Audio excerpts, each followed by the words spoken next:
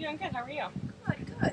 So what brings you in this afternoon? I just have a lot going on right now in my home life, personal life, love life. I know last week you had a lot going on and we discussed many things. Personal life, your friends, your work, yourself. You didn't mention love life, so that's a new addition. So why don't you tell me a little bit about that? Well, I think right now, I guess it does tie into friends and other things going on for me, but I go to PBA, so it's a Christian school, and I think I'm having a really hard time. Well, I'm starting to open up and build friendships and stuff, but I was struggling to build friendships because I was having a hard time being true to myself and opening up to people and letting them know who I am. Why do you think that? I mean,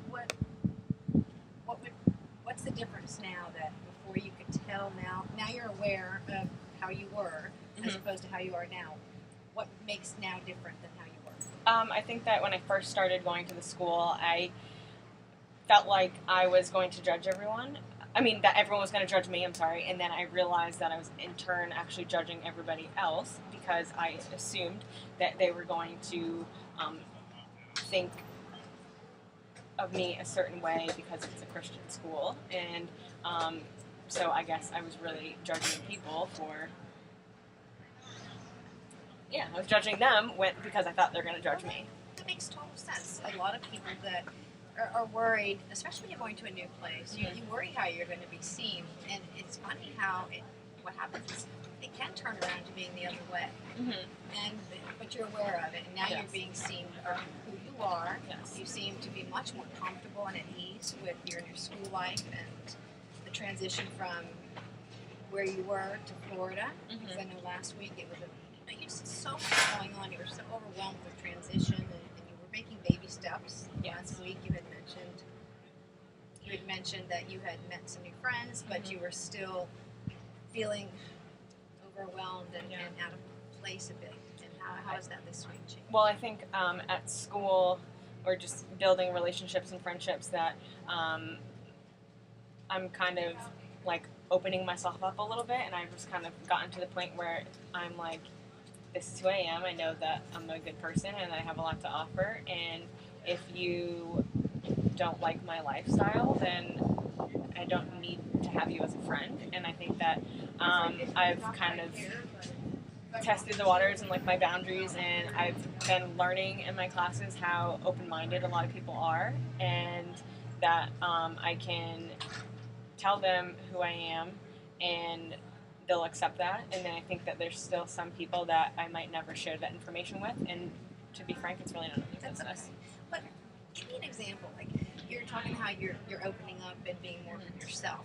How exactly is being more yourself, and how exactly are you opening up? Well, for example, like in a lot of my prayer requests and stuff for class, I kept saying that I wanted to pray for my roommate Kelly, and for most of my classes, I would refer to her as my roommate, but it's actually my girlfriend.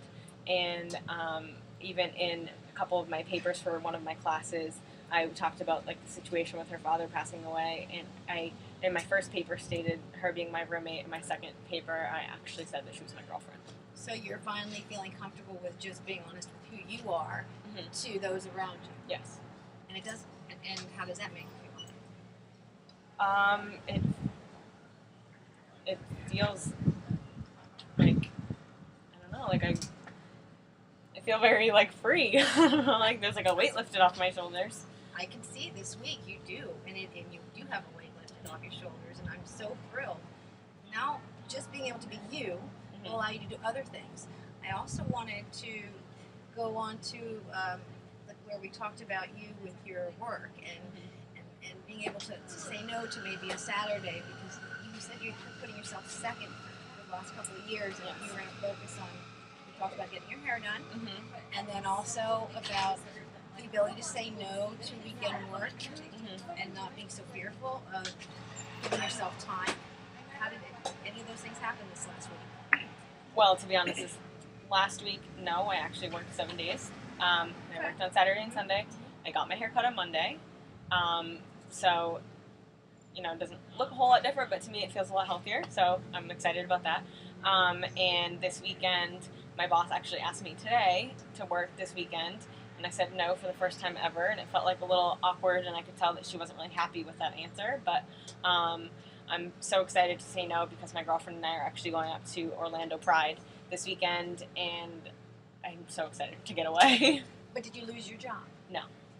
So it is kind of awkward when you're used to saying yes, but now you're taking time for yourself, and that includes your girlfriend, so the two of you can have time to enjoy yourselves as one and get away. Yeah. And that simple word no, it's amazing.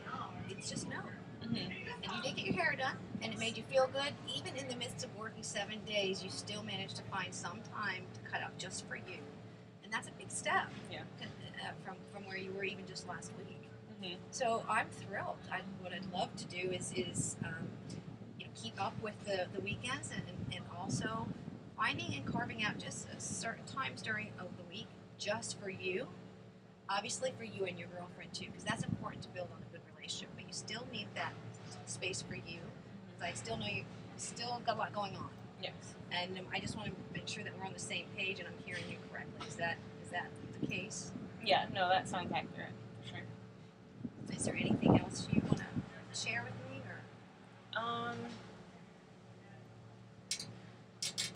Well, I guess I'm getting a little bit stressed out about school. I have my final paper due next week, and so I'm excited to go away this weekend, but at the same time I feel guilty because I'm not really prepared yet to write my final paper, and then I'm already in my head thinking the next couple of days leading up to the weekend I'm working like crazy, and then I have the weekend, it's going to be fun, but then I come back and I'm working again, and all of a sudden my paper's due, and I'm already stressing about that because I don't know when I'm going to have time for it, but I guess it is a good thing that I'm already thinking ahead about needing to make time, but it can be good or bad. I think what you need to do is, because it is stressful, but you're already taking away from your weekend, which is going to prevent it from being all it could be, is to prioritize.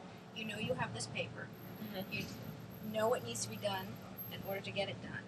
But when you're away, you won't enjoy it if that is in the back of your head. So you have to kind of force yourself, and it's a teaching method of really disassociating your personal life from school, because you have to. Otherwise, you lose the enjoyment of all the other things, because in the back of your head, you've got to wait.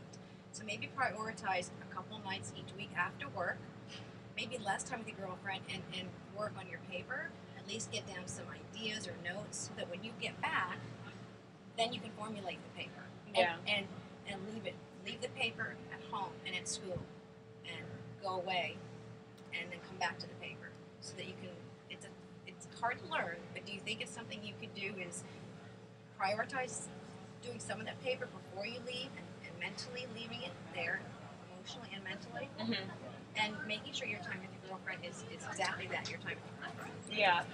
Tomorrow night I have class until 10 o'clock at night, but she works late. She works at a bar, so she doesn't get home tomorrow night until 4 o'clock in the morning. So I planned on after class doing my work and making that time for myself, because I have noticed that when she's home, I keep putting myself second because her dad just passed away. So I feel like I'm constantly trying to do what makes her happy, and then it's stressing me out. So it's kind of the cycle of putting myself last because I'm trying to be there for her, but I'm not being there for myself, so I'm not really being there for her. But you basically just said it yourself. Yeah. And I know you mentioned her father passing away last week, and that is a tough situation. The best thing you could do is be there when she needs you to be there, because it's very difficult if you haven't actually experienced it. Words aren't much, but just be there. When she's ready, she'll talk, but you still cannot put yourself second, because then you're not giving her 100% of you either. Right. So keep yourself first. Your schoolwork is a priority, and if you make it a priority, she will, and she'll respect it. So you'll know, and you'll sense when she might need you, but she also needs to know that this is a priority, so that she can respect your space. And then you won't have that tug of war that's going on. Yeah. And the guilt hopefully will